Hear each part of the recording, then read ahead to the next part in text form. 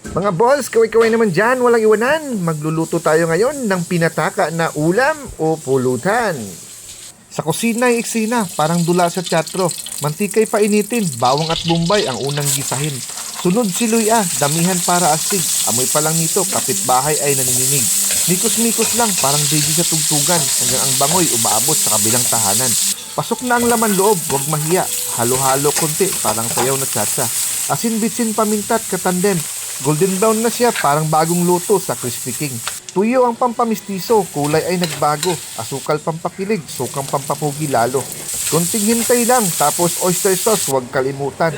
Halo pa ng halo, parang puso mong nalulunod sa kapitbahay mo. At last, dumating na si Sili at Atsal, ang adoboy kumplito, parang love story final. Ayan na, luto na ang pinataka na putahe. Handa nang ihain kahit kapitbahay makisawsaw pa sa kanin nito.